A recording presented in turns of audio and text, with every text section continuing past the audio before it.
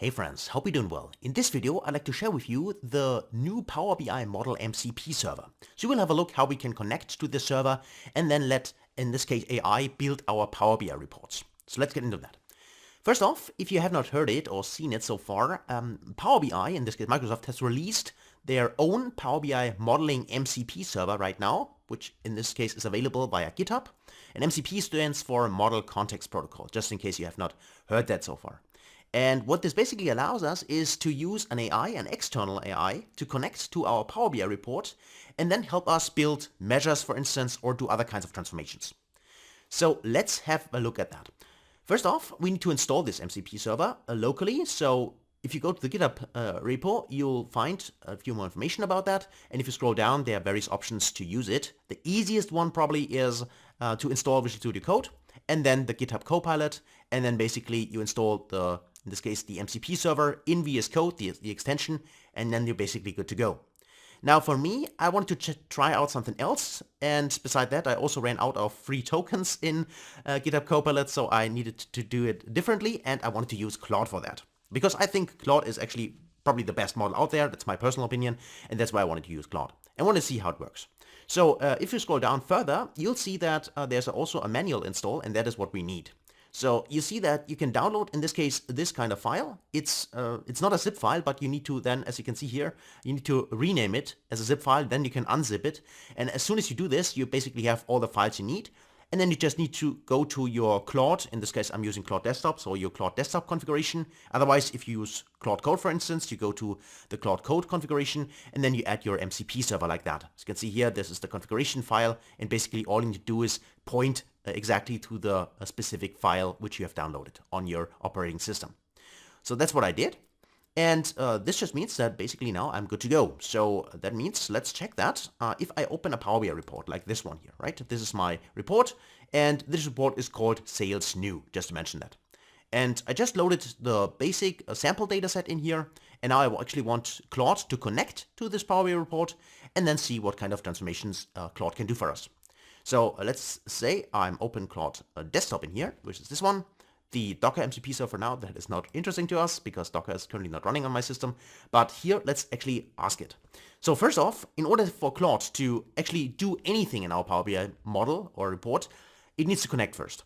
So how to do this? Well, as I said, we have installed the MCP server, and this is why I can simply tell Claude, please connect to my currently running Power BI report. I've opened it, which means I have an analysis service engine running, so an instance running, and that means I can connect. So if I say, for instance, in this case, hey Claude, please use the Power BI MCP in order to connect to my current Power BI report, which is open, which is called Sales New. So in this case, Sales New, that is correct. This is the name of my report. And actually, I told Claude also that it should use the Power BI MCP server. Okay, so let's actually start that. By the way, I'm using 4.5 Sonnet. You can also, of course, choose another model. For instance, the best one, which is Opus 4.5, but I think that's not required in here. Let's actually just send this, and let's just wait whether Claude is able to connect to our Power BI report. So, okay, it tries now to use the MCP server and connect to our Sales New dataset, and let's just see whether the connection is successful and it can actually then read the data. So connected via the report, here's the report, dataset, Sales New, and so on and so on. As you can see, now it's connected, that's great. And now here you can see next steps. So what can Claude now do for us? That's of course the interesting part, right? So for us, if we, for instance, in the past created our Power BI reports manually, then the question is, okay, how is that now better? Well, of course, we have now various options. You can see we can list the tables. Of course, that's not very helpful, but we can also do query data. So run DAX queries, for instance. We can inspect the model. So view the measures, columns, and so on. We can modify the model. And this becomes very interesting because what do we want to do? For instance, how can you leverage that? If you, for instance, need a documentation of your Power BI report, you can tell Claude that please analyze all the measures, the data model, and so on, and please give me a detailed description and documentation of my report. That could be one option. Or we could also actually, Claude, create, for instance, DAX measures for us. Let's do that. Let's say, in this case, let me just see. Here we have, for instance, right, we have, what do we have? We have sales, and we also have here somewhere maybe the profit, I'm not sure. Let's just see. Yeah, there's a profit. So let's actually tell Claude to create a profit margin measure, for instance. So please create a new DAX measure to calculate the profit margin. So that's basically what I say. And of course, I could say, maybe best practice even, which kind of columns Claude should use. But I want to know whether Claude is able to figure that out for itself. So let's actually do that. And I'm pretty sure that Claude is able to do that. But let's just see. And Claude now needs, of course, to understand first the data we have, right? So here I need to verify question and so on. Let me just say, do you have a sales or facts table or dedicated measure table, or should I list your tables first? Okay, revenue cost. So please, let's tell Claude, please analyze the data inside my Power BI report and then figure out how to calculate that. So let's just send that and let's just see whether Claude is able to pick that up and figure out that it basically needs the sales as well as, in this case, the profit, right? Those two measures in order then to create the new measure, which is the profit margin. So you see that it's analyzing basically the data. Now it takes a look at here, and then it asks me whether it should allow that. I would say always allow for now. That's fine. And let's just see whether it's able to come up with a measure. So analysis complete. Profit already calculated. A column profit. Okay. Create profit margin measure. Okay, there we go. And you hopefully see, otherwise you can go back in the video, but you see that now there's a new measure which is called profit margin in here, right? There's nothing I have created. This is done by Claude, right? So during the report is still open and Claude just created a new DAX measure for me. And also tells me how it is created. For instance, here divide some profit, some sales, and so on, right? Via this formula, and it also explains it in here. And if we take a look at the calculation itself, let me just zoom in so you see that it's basically exactly what Claude told us, right? So it has created DAX measure for us. I know it's a simple measure, of course, but the report is quite simple, but of course it could also create much more complicated measures, right? Claude is trained a lot of data. Claude is very good. So now if we need a DAX measure or maybe multiple DAX measures, we could tell Claude to create exactly the measures we want. Of course, Claude is also able to delete a measure, just in case you want to do that. That's also possible, or do other kinds of things.